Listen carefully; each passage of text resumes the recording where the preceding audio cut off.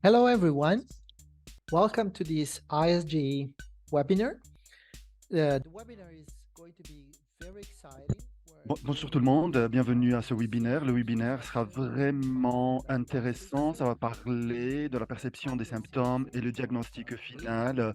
Euh, voilà, donc en relation avec le problème des hémorragies et les problèmes cliniques, je m'appelle professeur Tommaso Bisconti, donc je travaille à l'université de Pisa. Je suis responsable du département de obstétrique et de gynécologie. Donc, je suis aussi responsable de l'association des gynécologues et obstétriciens. Donc, ça me fait un grand plaisir de faire partie de cette session et pour présenter les deux intervenants excellents, professeur Igitian et professeur. Je voudrais remercier Abbott parce que ce webinaire se fait avec le support d'Abbott, donc avec des subventions éducatives illimitées.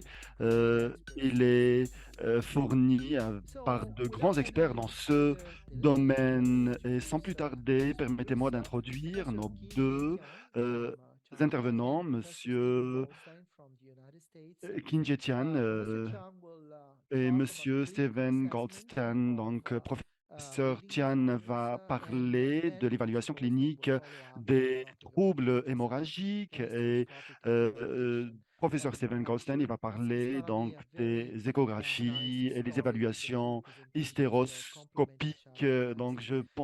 Les deux présentations vont être complémentaires l'une l'autre n'hésitez pas d'utiliser la fenêtre de conversation pour poser vos questions, de façon à ce que lorsqu'on arrive à la session questions et réponses, nous pourrons y répondre.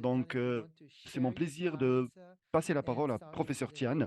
Donc, professeur Tian, est-ce que c'est possible de montrer votre présentation et commencer la présentation en montrant vos diapos? Merci beaucoup, professeur Tommaso, pour la présentation. Je vais partager d'abord mes diapositives. Est-ce que vous pouvez les voir? Oui, bien évidemment, on peut les voir.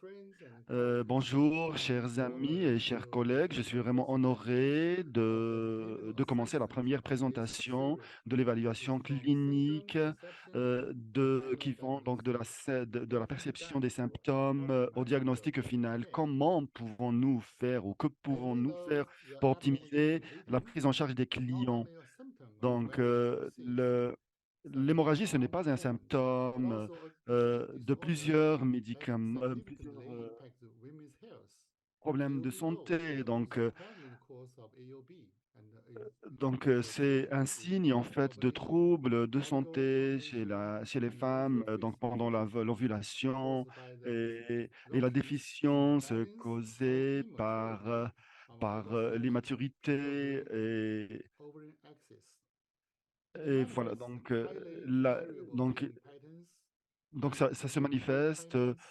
Ça se manifeste sous plusieurs formes et plusieurs signes aussi, comme les aménorrhées et les hémorragies.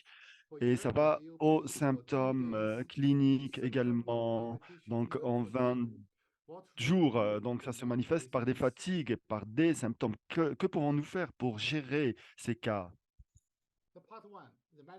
Donc, la première partie, l'historique médical. Donc, il faut faire une enquête d'historique médical qui est vraiment essentielle pour définir les potentielles causes de ces hémorragies et des, fournir des recommandations pour le diagnostic de la l'AUB. Alors, il est vraiment très important de considérer l'âge de la patiente, l'historique sexuel et aussi euh, les fois où la personne était tombée enceinte et les différentes maladies également. Donc, les causes de l'AUB sont différentes et reposent principalement sur des groupes d'âge. Donc, les adolescents, nous avons l'AUB O et l'AUB-C qui sont vraiment communes. Alors, pour évaluer le problème très rapidement, il faut comparer donc les AUB avec les modèles d'hémorragie menstruelle. Donc, il faut voir les durées et le volume également. Donc, s'il y a euh, une hémorragie menstruelle, donc il faut attacher de l'importance à la nature de ces hémorragies. Est-ce que c'est des hémorragies régulières ou des hémorragies qui sont pré- ou post-ménorrhée? Donc, il faut avoir un potentiel étiologique avec des modèles clairs. Il faut avoir aussi donc des ovulations qui sont basées sur un modèle médical. Donc, il faut aussi voir les causes qui sont en relation avec la UB, O, telles que les changements dans le corps, dans l'humour, dans l'humeur de la personne et la vie quotidienne. Donc, il faut faire des examens.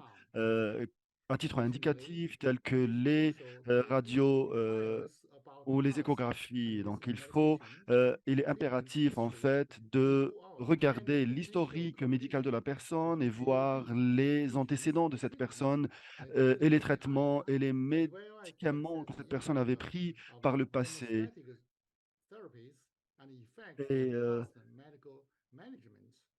Et, euh, voir donc les informations hémostatiques liées à la personne et, et garantir. Donc plutôt, il faut rassembler aussi des informations qui sont en relation avec les autres maladies que la personne avait euh, manifestées par le passé, telles que les maladies cardiovasculaires. Donc, le diagnostic de l'AUBO sont confirmés à travers donc un examen physique exhaustif pour écarter toutes les étiologies de l'AIB. Donc, on peut faire des examens et donc tout type d'examen pour essayer d'écarter cette possibilité.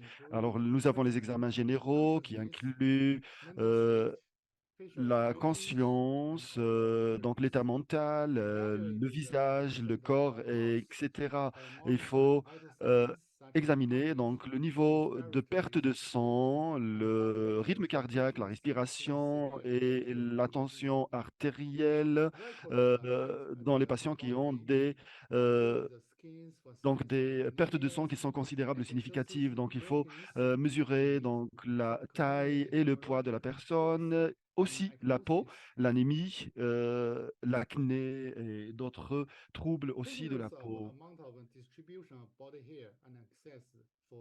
Donc, il faut avoir donc le volume et la distribution de la pilosité du corps. Est-ce que le corps est euh, poilu ou pas. Donc, il faut vérifier la glande thyroïde pour voir si elle a pris du volume, le développement de la poitrine et ainsi de suite. Alors, l'examen gynécologique, nous examinons donc la vulve, les taches de sang qui nous permettent d'évaluer en fait la quantité de sang qui a été perdue et l'origine de ce saignement, de cette hémorragie. Il faut voir donc les orifices les orifices urétraux, l'orifice vaginal ou l'anus pour écarter donc les autres types de saignement ou d'hémorragie. Donc, il faut voir le vagin, il faut examiner le vagin également. Donc, le cervix, déterminer si l'hémorragie provient des cavités utérines, particulièrement en ouvrant le canal cervical. Euh, donc, nous voyons donc il y a des déchirures, s'il y a des extensions, des excroissances, des polypes ou des masses donc, qui existent en fait dans la cavité utérine. Donc, il y a aussi Une partie vraiment très importante, c'est c'est voir les ouvertures, donc les ouvertures, voir s'il y a des saignements, des saignements, des hémorragies. Donc, nous avons les auxiliaires, les inspections auxiliaires qui aident à déterminer la sévérité et l'étiologie donc, de la l'AUB et qui incluent aussi les tests routiniers de sang, les scans B et ainsi de suite. Donc, les tests routiniers de sang sont recommandés pour tous les AUB, tous les patients, chez tous les patients AUB parce que ça permet aussi d'assister au diagnostic de l'anémie, les problèmes liés au sang, les infections et problèmes et autres problèmes. Et ça nous permet aussi d'évaluer donc les conditions sous-jacentes. Ça,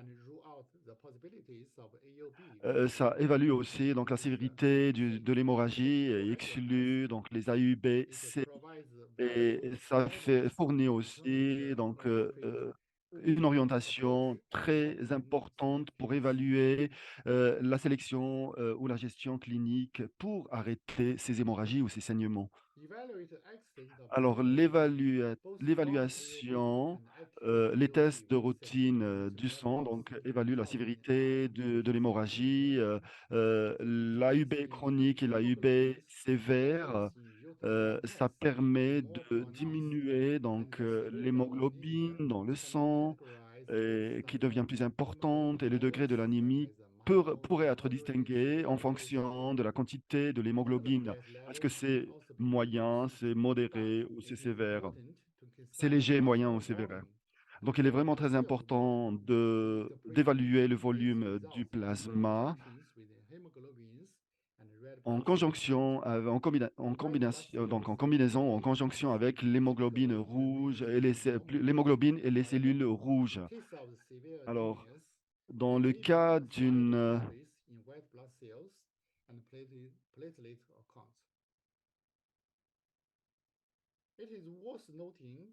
donc il convient de noter que l'évaluation, plutôt que les tests de routine de sang, peuvent nous permettre de vérifier donc l'hémoglobine. Donc ça nous permet d'évaluer aussi la perte de sang en conjonction avec, avec les examens physiques qui doivent être effectués. Alors, quand on examine les patients avec l'AUB chronique, il est vraiment très important d'évaluer si la personne avait pris des médicaments d'anémie tels que le fer pour éviter donc l'existence d'une perte de sang ou d'une hémorragie. Donc, les analyses routinières de sang, donc ça permet d'écorter la UBC, telles que l'anémie aplastique, la leucémie et le thrombocytopénie qui sont causées par plusieurs causes. Si des anomalies sont détectées, il est vraiment très important de consulter un spécialiste en la matière et de faire des références appropriées pour un diagnostic approprié, pour une intervention opportune dans le cas où il y a des problèmes, des troubles ou présence de thrombocytosis. Il est vraiment très important et crucial d'être prudent en relation avec le risque de ces thromboses qui sont liées au traitement AUBO en administrant donc des quantités ou des doses assez importantes. Euh, le... Alors, donc, l'échographie pelvique est recommandée pour toutes les personnes qui souffrent de AUBO, avec des exceptions de la prévalence, des exceptions donc, pour des signes qui sont observés chez des patientes. Donc, alors, l'objectif primaire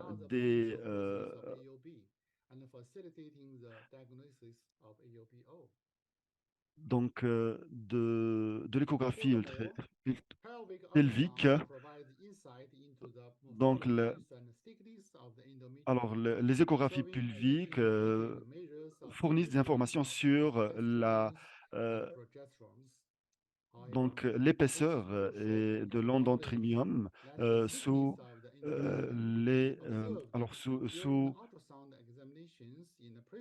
ou pendant donc l'examen d'échographie qui pourront être impactés.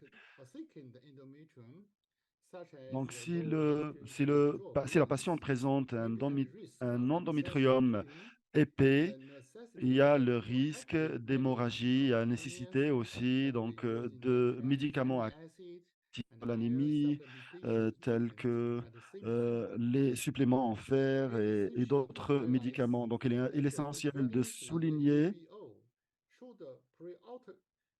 que dans l'AUBO, donc il faut favoriser la présente, donc il faut favoriser aussi les ultrasons pelviques.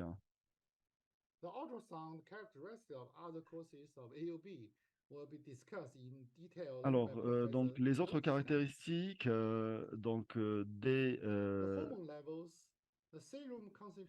de l'échographie pelvique va être discutée avec plus de détails par mon collègue. Donc, nous avons le sérum, le niveau de sérum, la prolactine, l'estradiol, les testostérones, les progestérones, euh, et nous avons aussi donc le ACG de l'urine et du sang. Ça permet de définir donc les conditions sous-jacentes de l'AUBO. Il est vraiment très important de ne pas retarder les traitements, particulièrement dans le cas d'un AUB sévère, spécialement quand ceci est approprié. Alors, les températures basales du corps, autrement dit les BBT, donc, peuvent être utiles pour comprendre la régularité de l'hémorragie ou l'ovulation, spécialement les causes de ces hémorragies, et en particulier donc, les AUBO et les IMB chroniques. Donc, ça permet aussi de euh, mesurer donc, les AUB permanentes. Alors, nous avons les tests de conditions, les conditions de test plutôt, les temps et les précautions. Donc, les indicateurs pertinents peuvent être détectés euh, pendant le diagnostic initial. Donc, les résultats devraient être interprétés en conjonction avec les symptômes du patient, les échographies et les cycles de la patiente. Il est très important de mettre l'accent sur que le patient qui souffre d'AUBO, l'objectif du test d'hormones est d'analyser donc les causes et ne pas de déterminer les options de traitement du patient. Donc, il est important de mettre l'accent que, que chez les patients qui souffrent d'AUBO, donc, ce test-là, donc, il permet d'analyser donc, les conditions sous-jacentes et pas les options de traitement. Alors, examiner les hormones sexuelles et les différentes périodes de cycle menstruel ont des valeurs normales et différentes et différentes explications, différentes compréhensions. Donc, la détection des phases folliculaires pour comprendre les hormones sexuelles basiques et leur niveau qui doit être choisi. Donc, du deuxième au cinquième jour des menstruations. Donc, c'est un temps, un moment optimal pour évaluer ou examiner et donc la prochaine ovulation pendant le prochain cycle menstruel.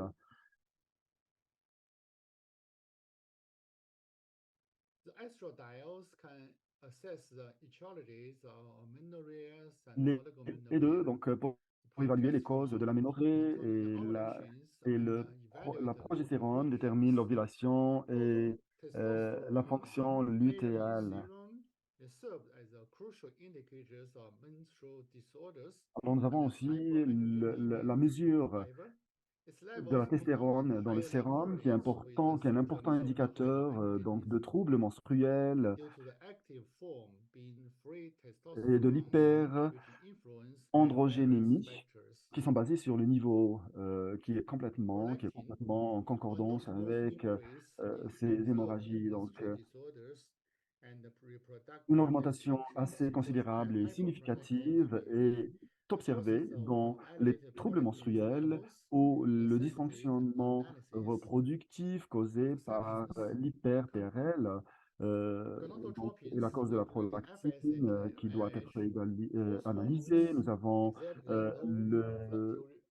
les phases lutéales et folliculaires qui fluctuent à un niveau bas, donc du FSH et LH qui augmente, et d'autres, et à un moment, donc il y a l'exception donc dans un pic qui provient juste avant l'ovulation.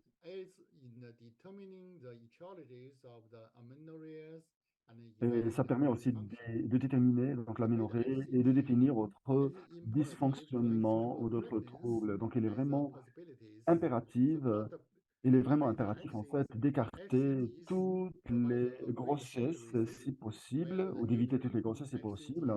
Euh, voilà, donc c'est un message rapide pour écarter donc les femmes enceintes. Les fonctions de coagulation. Donc les PT, donc les PT, les APTT de routine, et les tests de routine qui ne sont pas recommandés pour tous les patients, pour toutes les patientes qui souffrent d'AUPO. Il est recommandé que la coagulation du sang, les tests de coagulation du sang doivent être inclus pour les diagnostics par rapport à ces cas donc, qui suivent premièrement donc une hémorragie excessive ou spontanée, donc des symptômes qui sont immédiatement observés juste après l'ovulation. Donc des hémorragies répétées et volumineuses, des quantités importantes.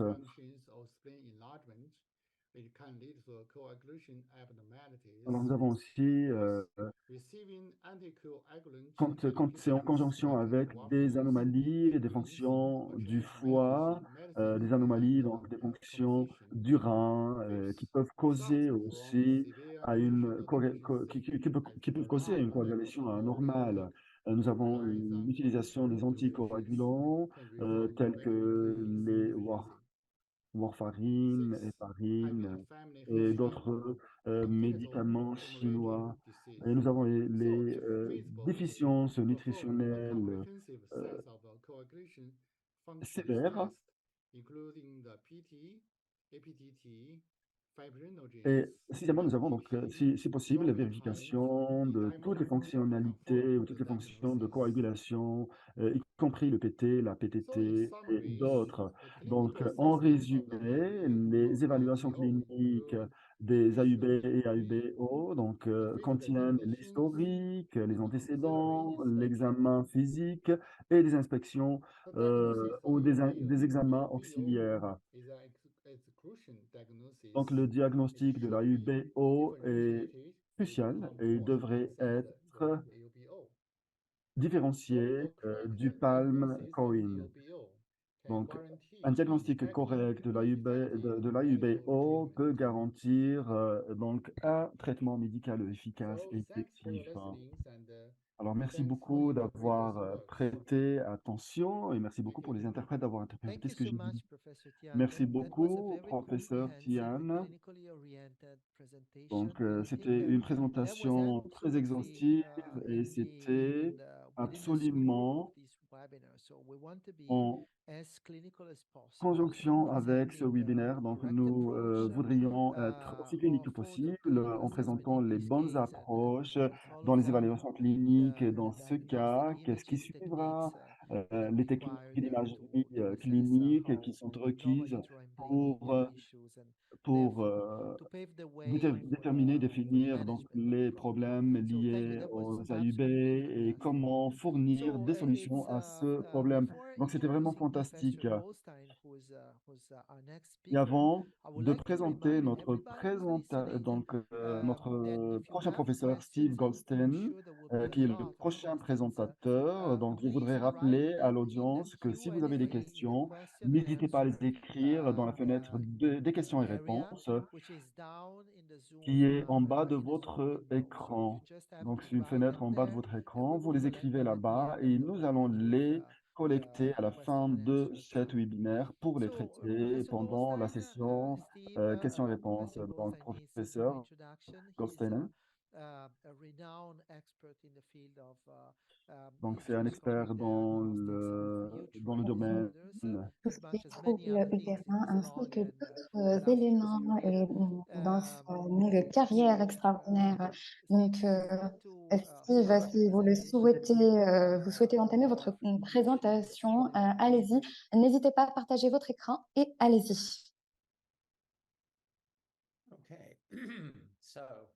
D'accord. Donc, comme vous pouvez le voir, ça concerne tout ce qui est troubles menstruels et de saignement menstruel. J'aimerais juste commencer par ce que j'appelle la histologie 101. Beaucoup sont familiers avec cela, mais il est bon de faire la corrélation entre ce qu'on s'attend à voir avec les images et avec ce qui se fait dans l'histopathologie. Bien sûr, et celui-ci affecte l'épaisseur de l'endomètre et ça, donc le basilisme et le fonctionnalisme et l'endomètre proliféré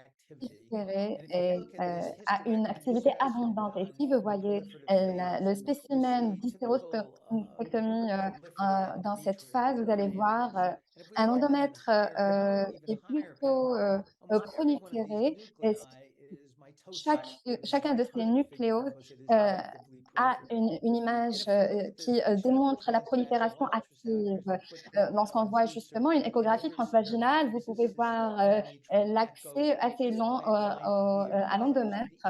Donc, c'est cette ligne blanche qui représente l'interface entre les deux côtés de la prolifération de l'endomètre. Et parfois, celui-ci a de multiples couches dans certaines zones, notamment sur le côté du côté du basilis.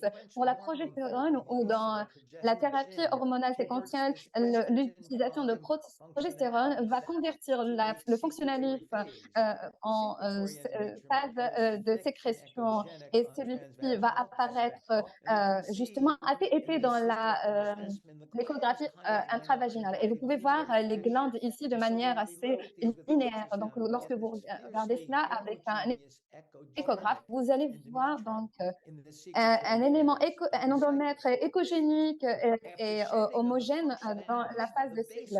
Mais après le fonctionnalité, l'endomètre qui va rester est assez fin. Et cela, je le décris comme une apparence de ligne de crayon dans l'échographie. C'est à la fin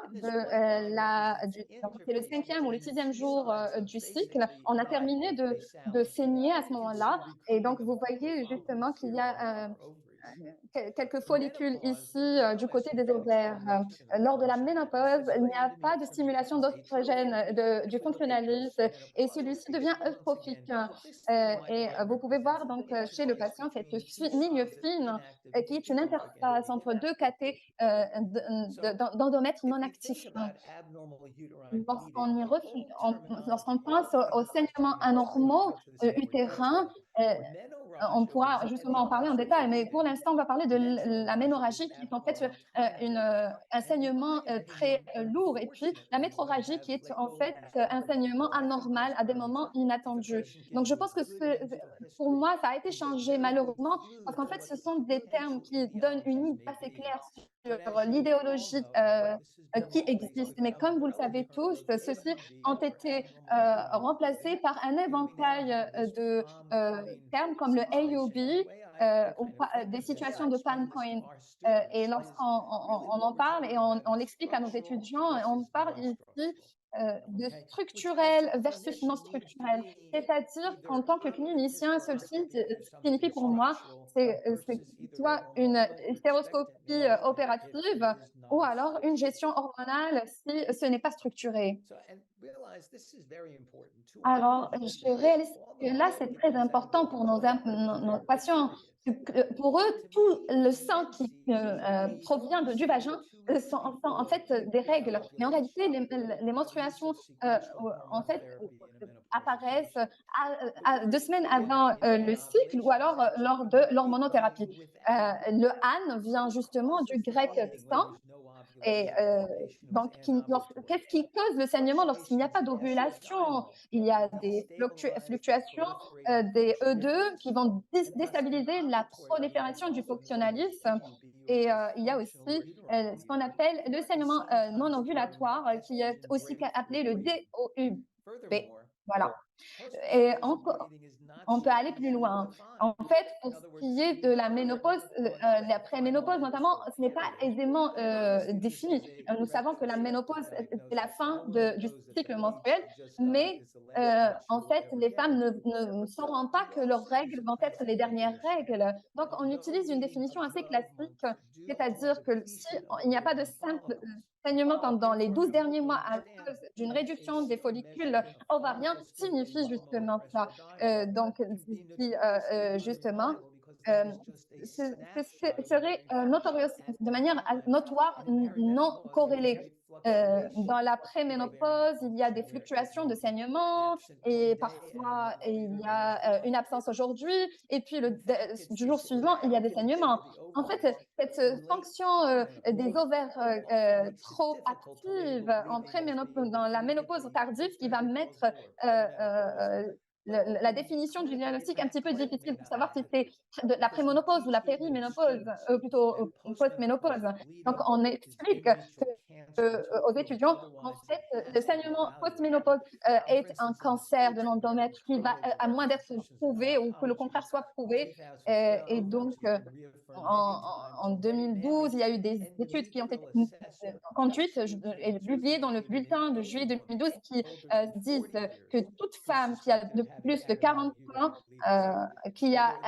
est suspecte d'avoir un saignement utérin qui serait soit en préménopause ou post-ménopause, on doit évaluer l'endomètre de cette femme, quoi qu'il en soit. Je dis ici que vous pouvez utiliser l'échographie transvaginale dans tous les cas de saignement utérin. À partir du moment où vous comprenez la différence entre les patientes qui ont des cycles et des personnes qui n'en ont pas, chez les patientes qui n'ont pas de cycle, ce serait une ménopause ou alors la prise de contraceptifs, tout est pareil. Donc, il faut toujours.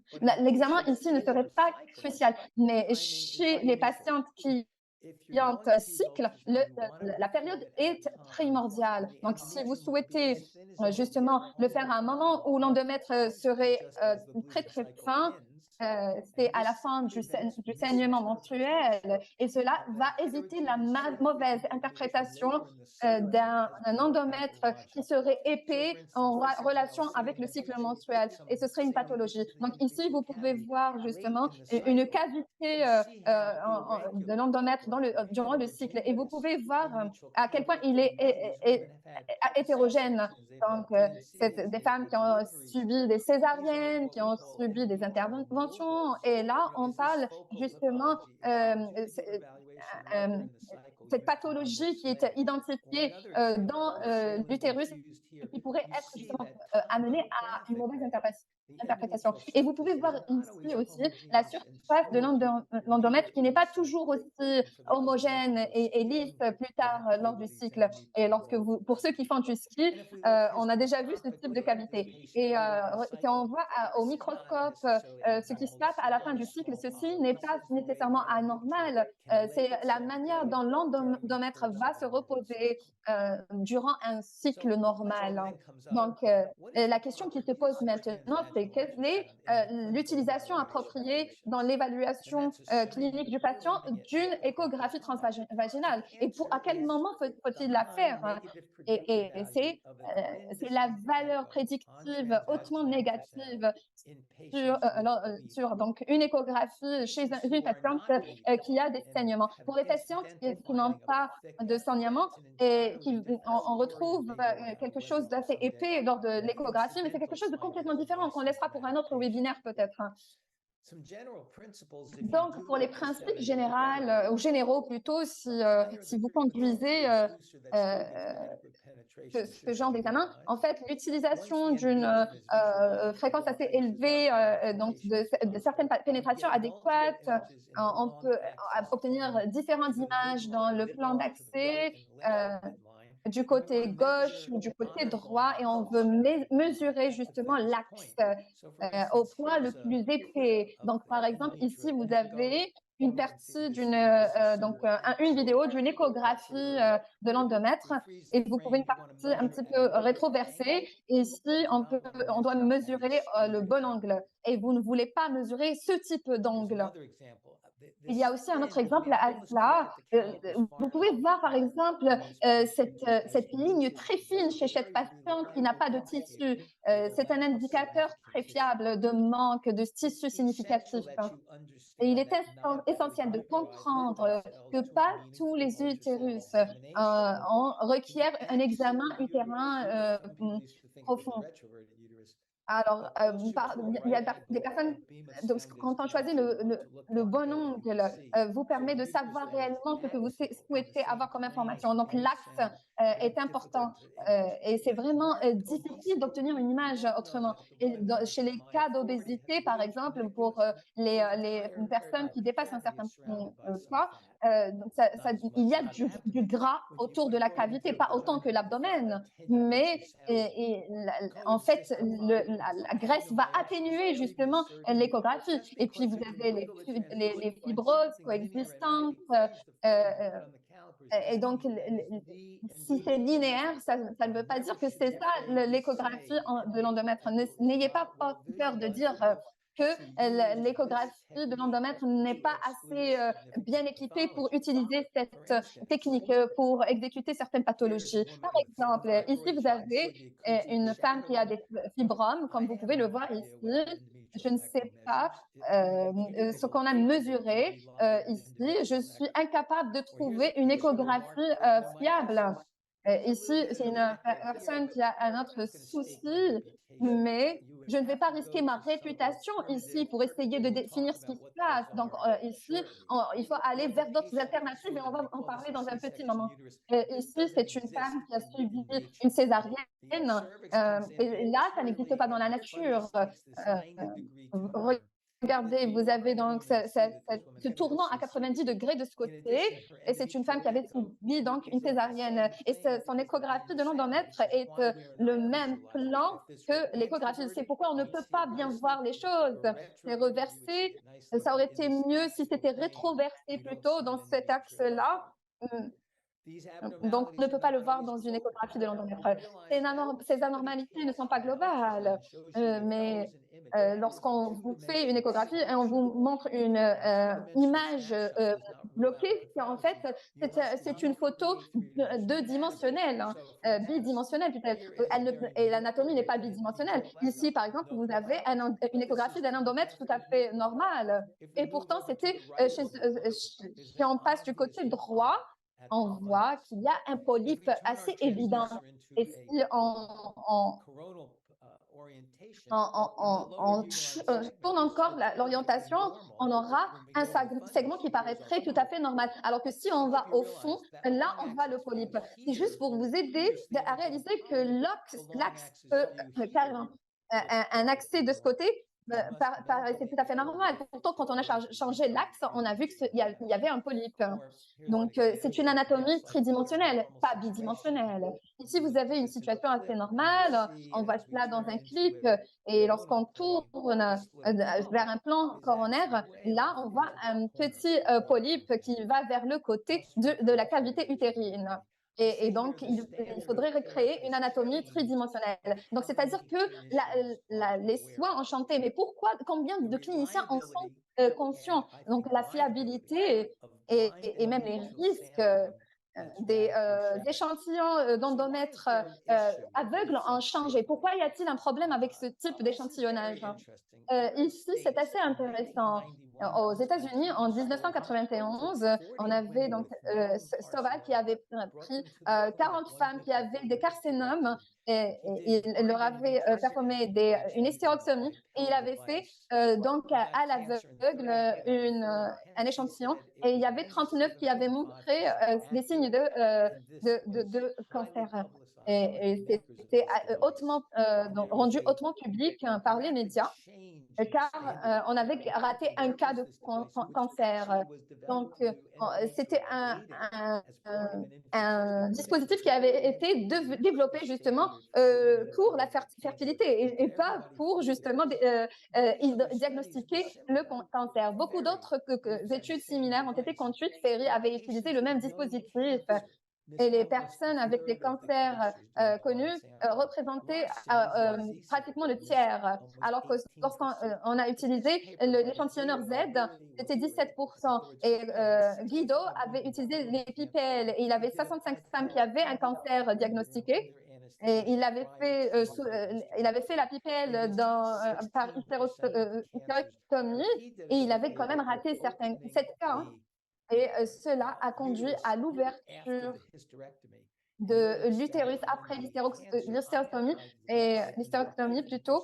Et là, sur plus de 50% de la surface qui est affectée, donc cela et le cancer, si celui-ci couvre plus de 50% de la surface, il est bon d'avoir un échantillonnage.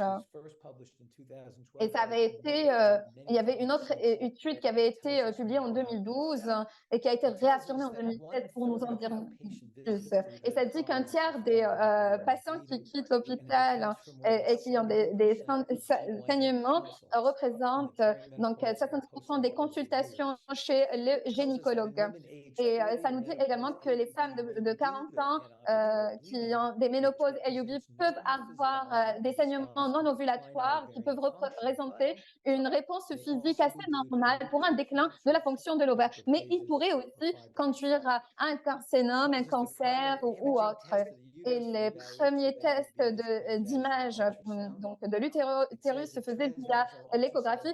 Ça disait que les images des ultrasons transvaginaux ne sont pas adéquates pour plus d'évaluation de la cavité qui serait nécessaire. Et donc, à ce moment-là, on ira vers la tonohystérographie, aussi appelée donc tonohystérographie à infusion saline, donc ce qui est recommandé. Maintenant, on va parler justement de ce type de la sonohystérographie qui va introduire un fluide d'instillation justement pour augmenter la taille de l'utérus et l'aspect technique est assez simple pour les gynécologues, mais un petit peu plus compliqué pour ceux qui ne font que la radiologie et qui n'ont pas accès au cervix et tout ce qui est autour du cervix.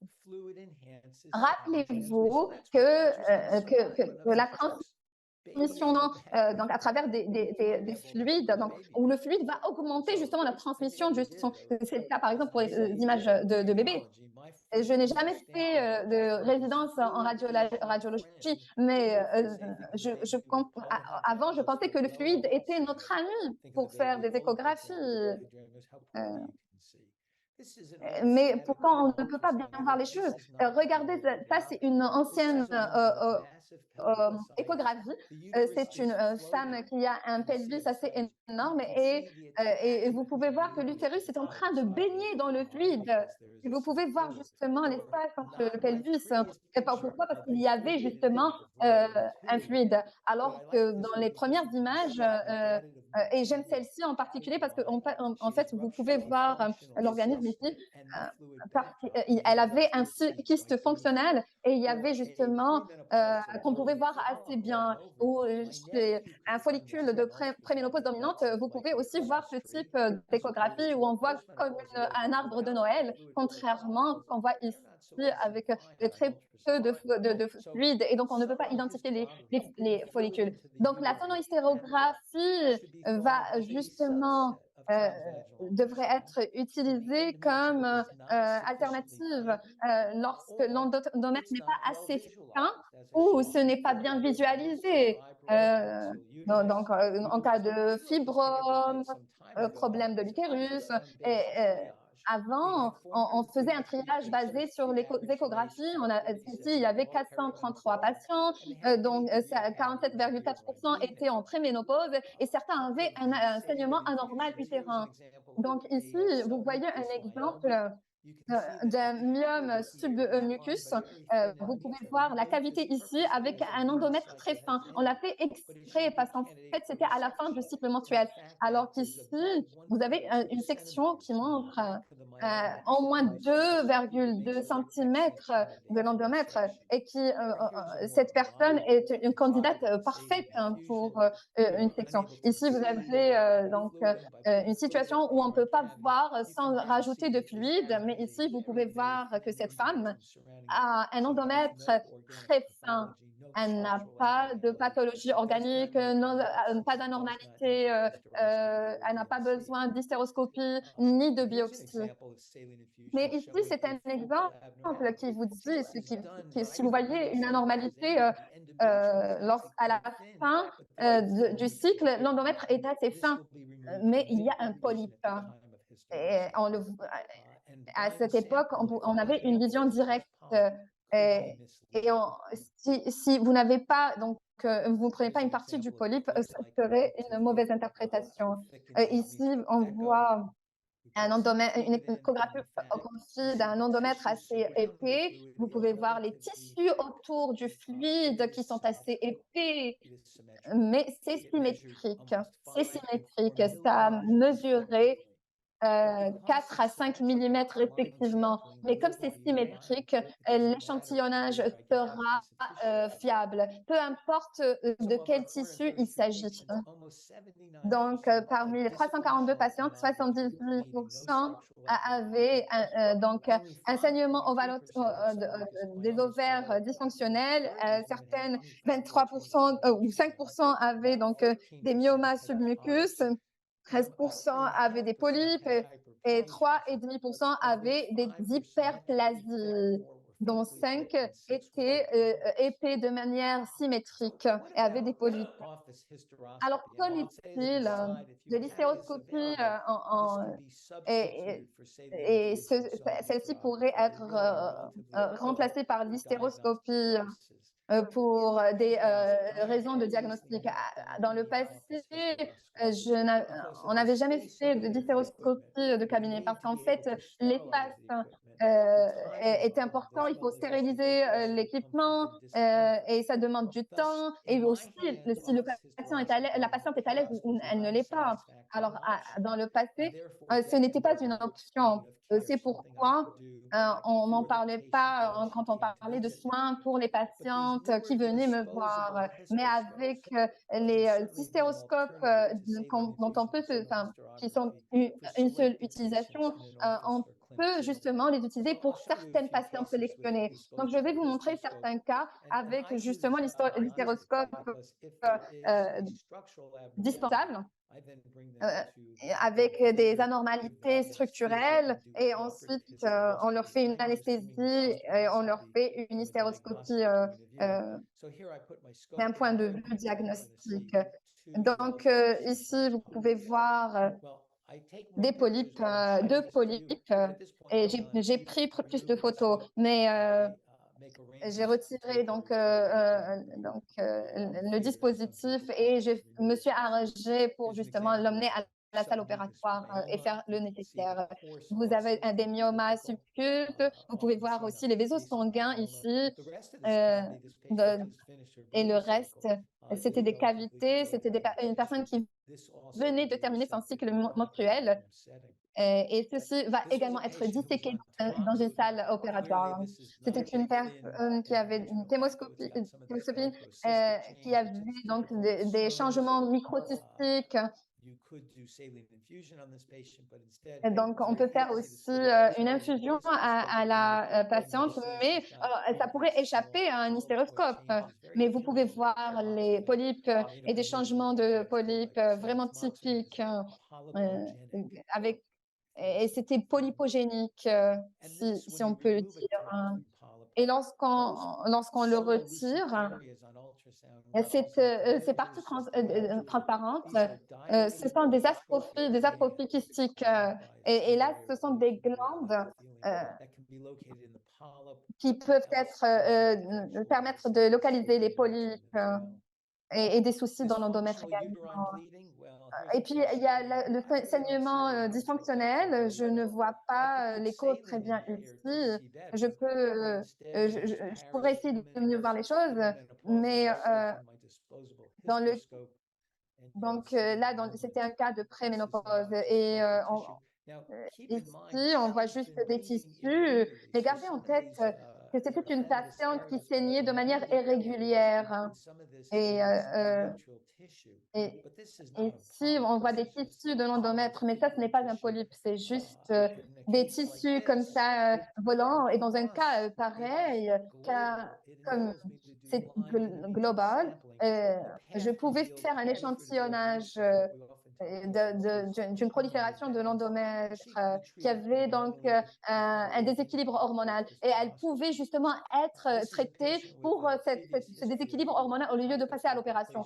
Donc là, c'était une patiente qui avait une hypoplasie complexe. Elle avait donc une écho distinctive. Donc, on a mis l'hystéroscope à l'intérieur et il faut faire attention de faire un diagnostic visuel car ça peut justement prêter à confusion. Il y avait des saignements, mais comme il n'y a pas d'anormalité de follicules, une patiente comme celle-ci peut être sujette à un échantillonnage à l'aveugle. Et même si celle-ci aurait choisi une hystéroscopie ou même éviter l'hystéroscopie. Donc là, on revient à juillet 2012. Dans l'étude, on dit qu'une biopsie en cabinet est en fait un échantillonnage du tissu de ligne de franc.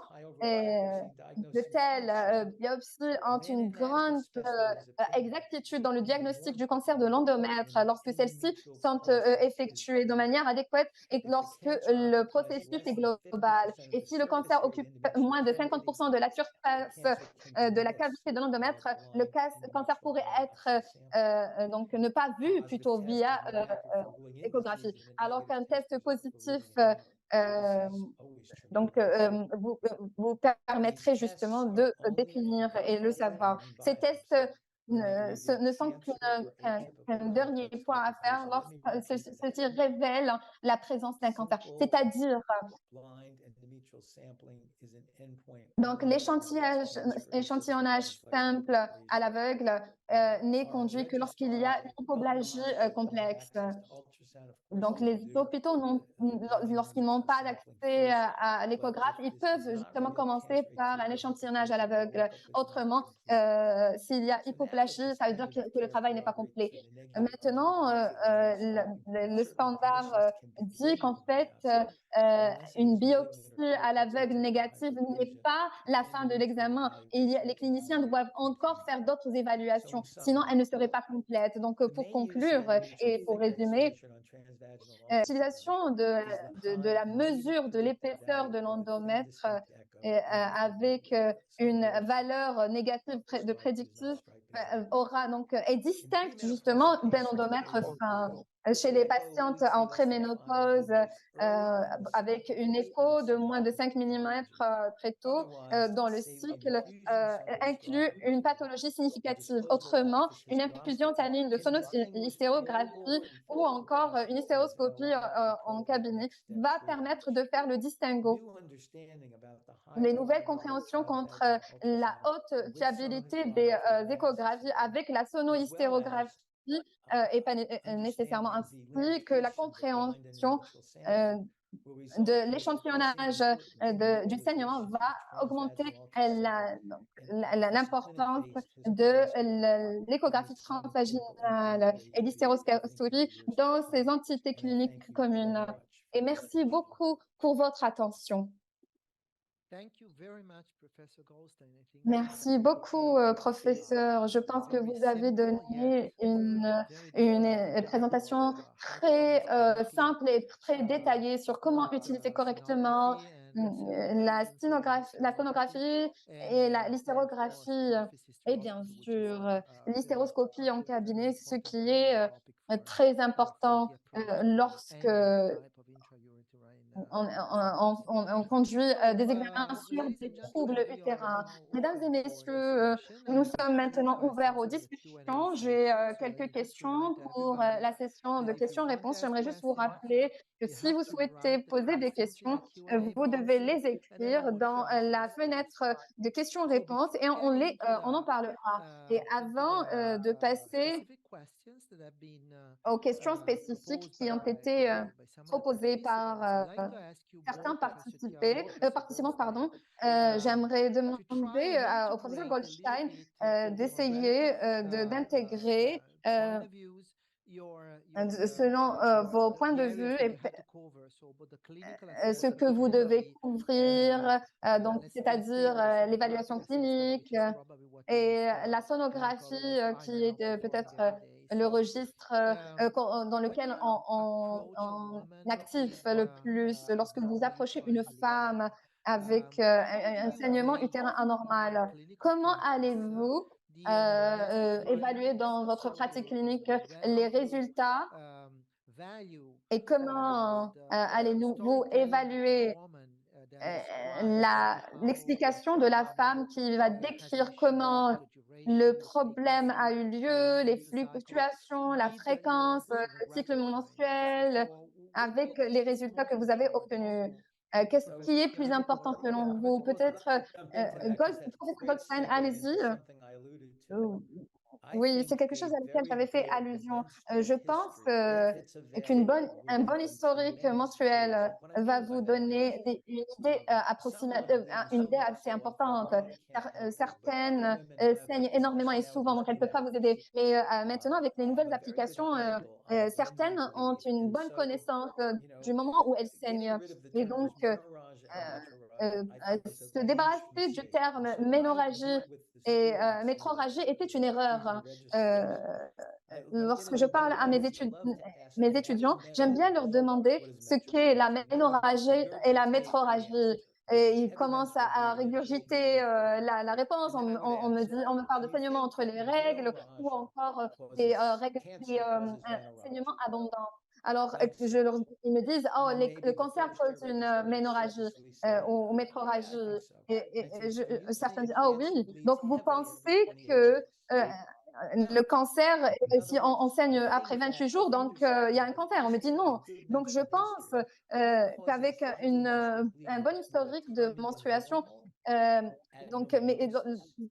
si ça arrive pendant donc les cycles, s'il y a des polypes synchronisés avec la cavité, et il y a une entité, donc on ne parle pas souvent à cette acteur de grande cavité. Lorsque vous avez une personne qui a 4 enfants, la surface sera similaire à une balle de tennis, pas une balle de ping-pong. Alors, par exemple, la raison la plus commune de cycle irrégulier, bien sûr, c'était certains types de saignements, les polypes, les cancers. Mais je pense qu'il est important prendre en considération l'historique menstruel qui serait bon, surtout si une patiente vient vous voir et vous dit ah, j'ai un cycle abondant, mais on ne prend pas le temps justement de comprendre et de connaître l'historique de la personne. Je pense que c'est crucial. Merci, professeur Goldstein. Je suis d'accord avec Dr. Goldstein. Je pense que l'historique est très important après avoir Donc, ça peut constituer 80% du diagnostic correct, mais en même temps, vous devez conduire un examen général et voir la provenance du saignement. Est-ce que c'est actif ou c'est juste un saignement chronique? Parfois, nous recommandons des tests poussés ou des tests échographiques parce que c'est essentiel pour différencier les diagnostics. Mais je suis tout à fait d'accord avec Dr. Goldstein que l'historique est vraiment très important. Donc, c'est quelque chose que je voudrais mentionner, que je n'ai pas vraiment dit, qu'il est vraiment très important. Je suis très libéral par rapport au test de défi progestérone. Euh, c'est mes professeurs qui disent, voilà, donc des femmes qui ont fini donc leur cycle menstruel donc hier et continuent à avoir un endomètre qui est assez épais. Si vous pensez aux faits, donc nous traitons tous les cas, spécialement chez les personnes qui veulent avoir de la fertilité. Et je pense que toutes les personnes souffrent d'un dysfonctionnement hémorragique ou de saignement. Alors, je leur recommande de mettre en concordance leurs médicaments avec leur traitement ou leur cure de progestérone avec leur cycle menstruel parce qu'il faut penser à voir des anomalies fonctionnelles. Donc, un autre commentaire que je voudrais faire, donc, pendant 30 ans d'expérience, des personnes qui viennent avec un saignement et qui ont donc une structure hémoglobine qui est importante ou intéressante. Donc, je pense qu'il y a des soucis d'ordre mental, pas d'ordre physique. Donc, il y a la déficience en fer avant l'anémie.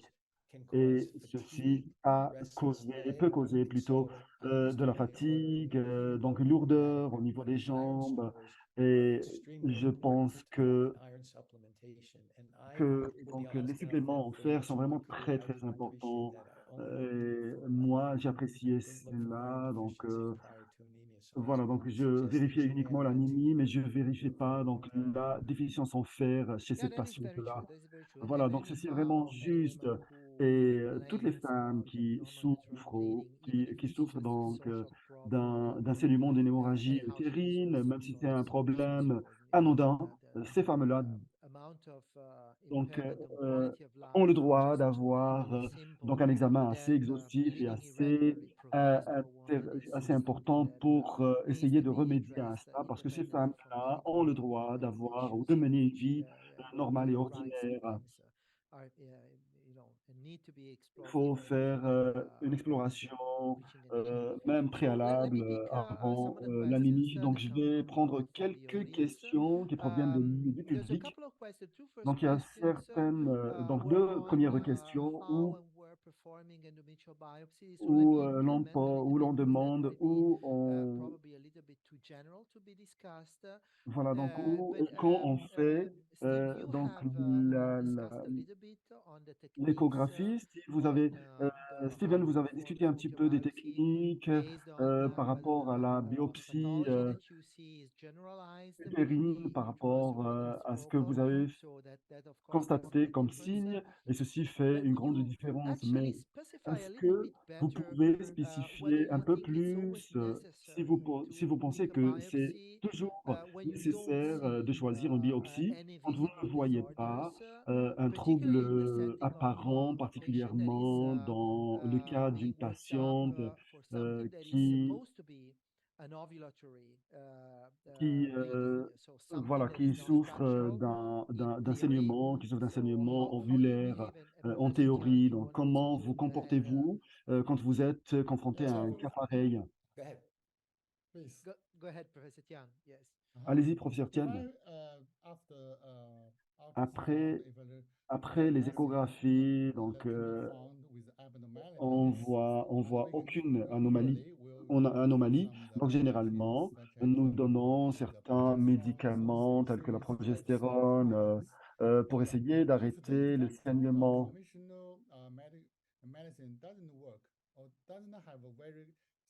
Donc, s'il y a pas d'effet satisfaisant, nous recommandons que le patient subisse des tests plus poussés pour définir ou déterminer les causes de l'AUB. Bon, ça inclut donc ça inclut un nombre de tests aussi qui doivent être faits. Donc, si j'ai compris votre question correctement, parce qu'on m'a posé la même question avant de commencer ce Zoom ce matin, c'est l'écho endométrique épais. Je pense que c'est en relation avec une ovulation, une dysfonction d'ovulation. Je suis donc, je suis certain qu'il y a donc, j'ai donné cette présentation au secours de défis progestérone. Donc, nous avons prouvé qu'il n'y avait pas d'anomalie hémorragique et nous n'étions pas dans l'obligation en fait de faire une biopsie. C'était un traitement d'une hémorragie dysfonctionnelle. Et je pense que c'est combiné à des contraceptifs pris sur la durée, donc pendant longtemps. Je pense que je ne suis pas vraiment, fan vraiment de l'hémorragie. I've clinched the diagnosis. It was dysfunctional anovulatory bleeding. I don't need tissue sampling. Voilà, donc si j'arrive à déterminer le problème, donc je n'ai pas besoin d'un échantillon de tissu. Donc nous avons une question qui provient du Brésil. Le collègue, docteur Tetman, voudrait que vous répétiez comment vous réalisez donc le défi progestérone et comment vous le faites. Ce n'est pas. Donc, j'ai tendance à utiliser le test progestérone parce que j'ai été formé dessus. Je pense que c'est un médicament andrométrique qui est un peu plus important que le progestérone naturel. Le progestérone est naturel. La progestérone naturelle fonctionne tout aussi bien. Et voilà, parce que j'ai vu des patients qui étaient sous progestérone naturel, mais une fois on leur a administré donc l'autre médicament, ils ont répondu très favorablement et très positivement.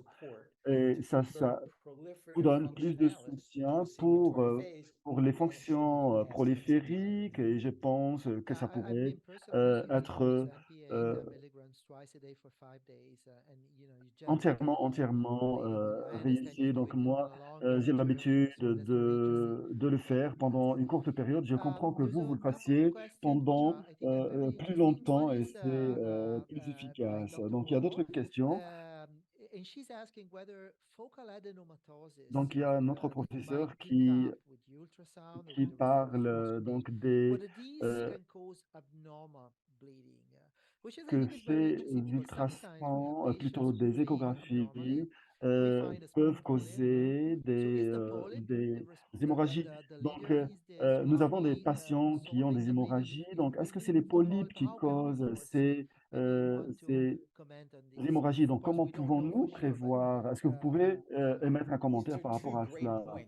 Voilà, donc c'est deux points très importants. Le premier est que parfois, vous êtes un petit peu vous êtes un petit peu coincé parce que vous avez des patientes qui souffrent d'AIB, donc qui ont 74 ans ou plus.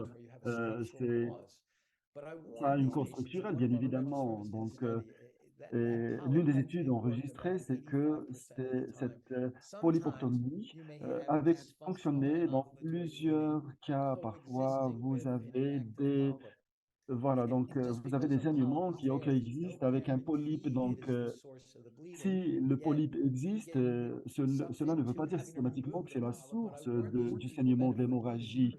Il y a des gens qui souffrent de saignements hormonaux, hein, naturels. Nous avons vérifié cela parce que si vous trouvez, donc nous avons réussi à identifier donc des anomalies euh, hormonales. Je pense que c'est la prévalence est plus importante que ce qu'on pensait. Alors, si on coupe, si on coupe 3 sections, donc le taux était à 31%. Si on coupe 6 sections, le taux était à 61%. Et avec l'échographie, donc c'est vraiment plus facile de regarder ou de voir ces polypes-là. Donc, les résultats échographiques ont été discutés, ont été vraiment typiques par rapport à ces euh, endométrioses. Mais nous devons être vraiment prudents parce que ce que je vois parfois, c'est que une femme de 33 ans qui a, un saignement, donc il pensait qu'il y avait donc un problème. Il s'est avéré qu'elle avait une endométriose. Ils l'ont traitée, mais après 3 années, donc elle a commencé à saigner encore. Et on avait refait les analyses et le diagnostic, et on avait découvert qu'elle avait une endométriose. Et on avait commencé à lui administrer donc les médicaments qu'il fallait. Alors, il y a des endométrioses qui sont asymptomatiques. Nous avons le dénominateur euh, donc le saignement et le fait d'être asymptomatique. C'est vraiment très difficile à faire le point. Alors, nous revenons à la règle solide d'être très exact et essayer de comprendre quelles sont les conditions et les causes derrière ce trouble-là. Essayer de comprendre l'endocrinologie, et ainsi de suite. Donc, il y a quelques questions très intéressantes parce que c'est des pratiques cliniques et communes dans nos pays, des gens qui sont perplexes par rapport à comment gérer quand vous trouvez une cavité pleine de muqueuses et ça n'apparaît pas comme du sang ou comme de la matière, mais c'est de la muqueuse. Est-ce que c'est quelque chose dans quelque chose pour laquelle vous demandez une exploration plus poussée pour essayer de voir un endomètre très fin, ou est-ce que c'est une détérioration de la situation de la patiente? Comment vous gérez ce type de situations qui sont vraiment très fréquentes, spécialement après la ménopause? Quand vous parlez de la muqueuse, donc une densité de fluide dans l'utérus, je pense que la plupart du temps, ce n'est pas de la muqueuse au propre sens du terme. Donc, c'est une collection de fluides, c'est un ensemble de fluides qui existent, voilà, qui sont présentes dans les cavités. Donc, euh, 78% de ces femmes qui présentent ces fluides-là, donc, souffrent d'une atrophie, et ceci va vous permettre l'endomètre qui entoure les fluides. Si Endomètre, donc il est fin, il faut laisser ces femmes tranquilles. Donc il faut pas les déranger avec les médicaments. Mais si vous voyez des fluides, donc qui sont entourés d'un endomètre qui est assez épais, à ce moment-là, il faudrait pousser un petit peu la prospection ou l'exploration. Donc je suis d'accord avec lui.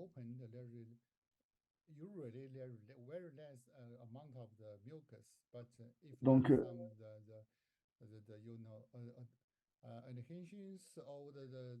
si les muqueuses,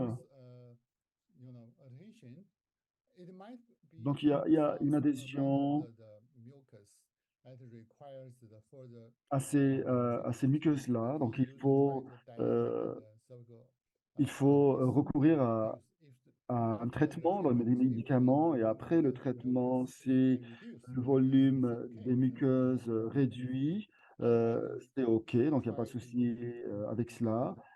Sinon, il faut essayer d'utiliser donc l'échographie pour essayer de s'assurer de la nature de cette muqueuse-là. Voilà, c'est une question vraiment très fréquente. Donc, merci beaucoup pour ceux qui ont soulevé cette question. Donc, il y a certaines questions aussi qui se réfèrent à une population plus jeune, donc des femmes plus jeunes. L'une est liée à l'évaluation d'une jeune fille sans la possibilité d'accéder au vagin parce qu'elle n'a pas encore eu de rapport sexuel, dans le contexte de ce que nous avons dit concernant donc le saignement utérin. Comment vous gérez donc les cas liés aux jeunes filles, une fille qui a 14 ans par exemple, pour gérer le saignement utérin ou donc en utilisant une femme donc qui a un taux d'hormones normal et naturel qui est vraiment très fréquent. Donc, c'est une gestion vraiment très, très difficile. Professeur Tian, voulez-vous commencer? Comme vous devez le savoir, vous devez le savoir. Nous mettons l'accent sur l'âge avec l'AUB, euh, particulièrement dans l'analyse. La raison la plus fréquente de l'AUB, c'est l'AUB haut. C'est c'est la patiente après après l'exclusion de la grossesse, nous utilisons donc les échographies et d'autres méthodes. Nous pouvons diagnostiquer l'AUB et identifier le médicament adéquat. Et les médicaments les plus fréquents que nous utilisons en Chine, c'est Just One, parce que ça n'a pas d'interférence avec la maturité des AUB et ça permet aussi de retirer l'endomètre épais. Ça nous permet aussi de gérer les cycles de ces patientes-là.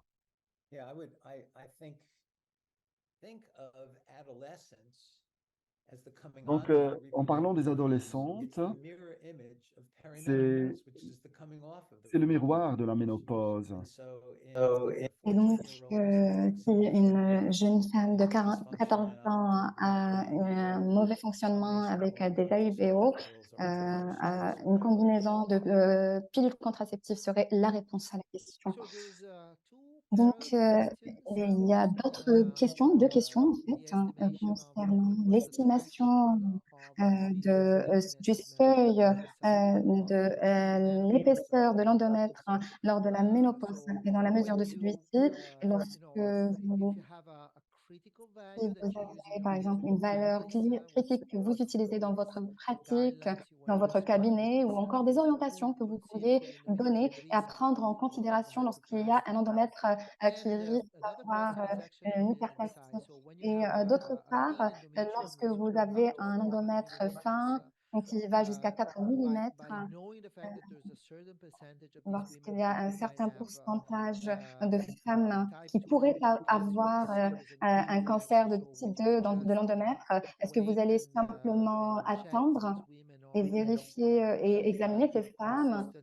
Si vous avez, par exemple, un saignement consistant et continu, est-ce que vous irez vers l'exploration?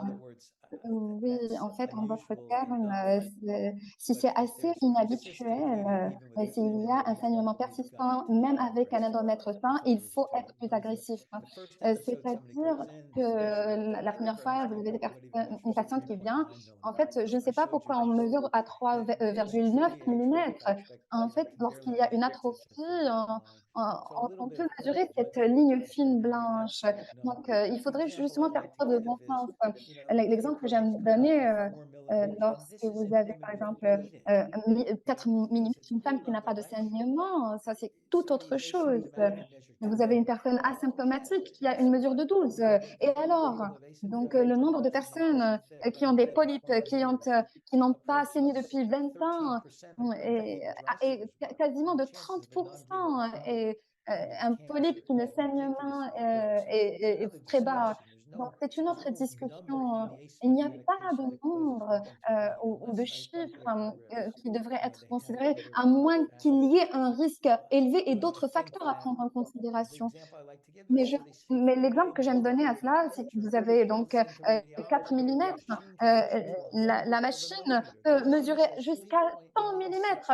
Et pour la machine vous dit, ah, c'est 3,6. Et alors? Et ils dorment bien. Et ensuite, si c'est qu'à partir de 4 millimètres, alors là, on s'inquiète. Donc, non. Et en fait, une femme qui a un diabète, qui a donc, qui a d'autres facteurs, je serai plus agressive dans ce cas-là. Si elle a des saignements, alors je ne serai pas content. Si vous avez une femme qui a 2 stents, qui prend des médicaments qui réduisent l'épaisseur du sang, et elle a 4,6, et elle saigne encore. Là, ce sont des individus qu'on pourrait juger sur la base de bon sens, pas sur le nombre de millimètres. Qui est l'individu? Qui est le patient qui devrait être en mesure de juger? En fait, on ne peut pas se baser sur un seul nombre. Donc, on va se dire que cette partie, tout le monde doit appartenir à ce nombre, et vous avez un autre côté. Ça me rend carrément fou.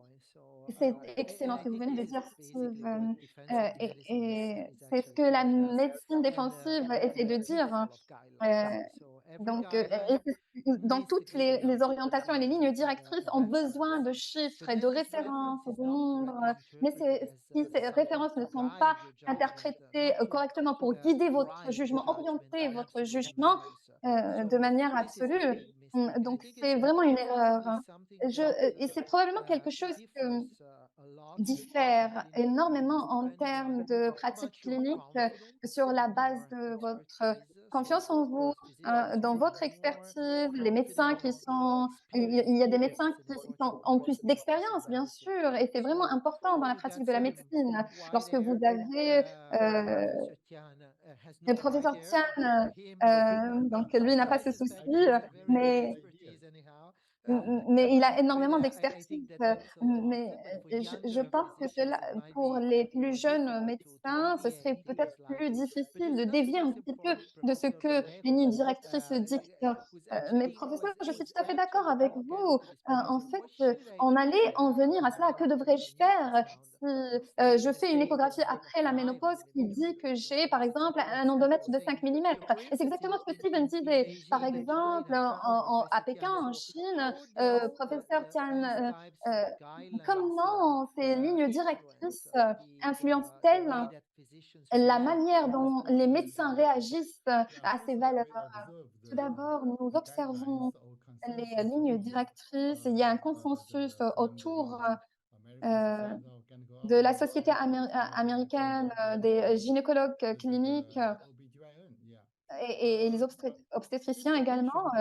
Si la patiente un endomètre de plus de 5 millimètres, on va observer, on va essayer d'évaluer quelle est la raison pour laquelle cela se produit. On va vérifier les hormones, on va poser des questions au patient, on va lui demander si elle prend des médicaments, on va vérifier les compositions claires et on va demander pourquoi la patiente a de tels symptômes et si celle-ci a d'autres symptômes occasionnellement lors de l'ovulation. Et 2 semaines plus tard, on va voir ce qui se passe. Peut-être que c'est lié à l'ovulation et si le résultat n'est pas clair, on va tout simplement observer jusqu'à 3 mois d'observation et on va vérifier les échographies. Et si la patiente a des saignements irréguliers, quelle que soit la maladie, relative à l'endomètre, on recommande à la patiente de faire une hystéroscopie, surtout lorsque la patiente a des saignements répétitifs. J'aimerais poser à vous deux des questions assez importantes. Nous arrivons à la fin de ce webinaire, donc nous devons essayer de répondre aux questions les plus importantes. Il y a des questions qui renvoient par exemple, un endomètre atrophique, à quel point peut-il causer justement un saignement utérin? Et c'était une question justement qui recherche beaucoup plus la période de post-ménopause et préménopause, mais je pense que c'est quelque chose de pertinent durant l'utilisation à long terme de contraceptifs, surtout chez les patientes les plus jeunes. C'est vrai qu'on voit certaines patientes avec des endomètres très fins qui saignent lorsqu'elles prennent ces pilules contraceptives. Est-ce que vous pourriez justement répondre à cela? Est-ce que c'est une atrophie de l'endomètre qui cause le saignement ou alors c'est une valeur? En fait, c'est une cause assez commune lorsqu'il n'y a pas d'anormalité. C'est-à-dire que si on revient à la littérature et à ce qu'on dit, donc dans le journal de l'évaluation moderne de l'endomètre, les patientes qui ont des saignements post-ménopause ont des chances d'avoir un cancer jusqu'à 40%. Mais c'est-à-dire que vous avez, donc cela signifie que 59% n'ont pas de cancer. Donc la majorité ont juste une atrophie. Alors, si c'est une atrophie de l'endomètre ou alors une atrophie vaginale, comme le docteur Tian l'avait dit, parfois ça peut être érectile, urinaire, mais une atrophie peut être une source de saignement, pas persistante nécessairement, mais il faudrait justement s'assurer qu'ils aient justement que ce soit en règle. Alors, si vous pensez réellement qu'il s'agit d'une atrophie, comment allez-vous traiter celle-ci? Est-ce que vous avez assez d'options pour donner de l'oestrogène pour éviter une atrophie chez une personne qui a un saignement persistant? Et c'est vraiment difficile. Oui, c'est vrai que c'est difficile. Mais lorsqu'il y a des saignements chez une personne qui utilise des contraceptifs, vous pouvez tout simplement arrêter les contraceptifs et résoudre le problème. Mais après la ménopause, c'est vrai que c'est beaucoup plus compliqué. Professeur Tian, est-ce que vous pouvez prendre en considération une femme qui est en post-ménopause, qui ne reçoit aucun traitement car elle n'a pas de besoin, elle n'est pas symptomatique. Est-ce que vous pourriez penser à l'hormonothérapie de remplacement ou une combinaison d'œstrogène et progestérone? Est-ce que c'est quelque chose que vous faites? Ça dépend des patients. Si le patient n'est pas conforme et s'il n'a pas de déficience en oestrogène, mais il y a des moments, donc chez les femmes en pré-ménopause, en général, on essaye on leur donne des MHT, pas uniquement pour traiter les symptômes de ménopause, mais aussi pour la protection à long terme pour prévenir aussi certaines pathologies. Donc, en général, si on donne à la patiente des MHT, mais ça dépend aussi de la patiente. Il y a des patientes qui n'acceptent pas. Ça dépend de beaucoup de facteurs qui incluent les idées qu'elles ont autour de cela, mais aussi le souhait de la patiente elle-même. Donc, ça dépend vraiment de la volonté de la personne et même l'économie, enfin, tout ce qui est situation économique de la personne. Donc, avant de considérer justement la supplémentation. Parfait. Donc, ça a été vraiment très intéressant. On a beaucoup apprécié vos commentaires. On a eu beaucoup de questions. C'était vraiment un webinaire très réussi, de très, très bonnes présentations, particulièrement les discussions qui étaient très, très intéressantes. Merci beaucoup pour les discussions. Je pense que c'est le moment de conclure. Donc, voilà, c'est assez tard. Chez certains d'entre vous, j'aimerais vous remercier tous. Ce fut un webinaire formidable. J'aimerais aussi céder la parole aux organisateurs, car je pense que nous avons aussi d'autres slides à présenter. Merci beaucoup. Et alors, ne ratez pas notre prochain webinaire. Ce sera avec le professeur Djelassani, notre président, et nous aurons le professeur Blazej Megzanelalski qui sera donc qui va aussi faire une présentation. Ça va parler du syndrome polycystique. C'est vraiment un sujet très important et cliniquement parlant. Et pour conclure, j'aimerais vous rappeler que nous avons tous hâte de vous retrouver à Florence en mai prochain, entre le 8 et le 11. Donc, gardez en tête ces dates. Mettez-les sur vos agendas car ça va être un événement absolument formidable comme à l'accoutumée. Alors, merci à vous tous. Merci, professeur Tian Kinze, et merci, professeur Goldstein.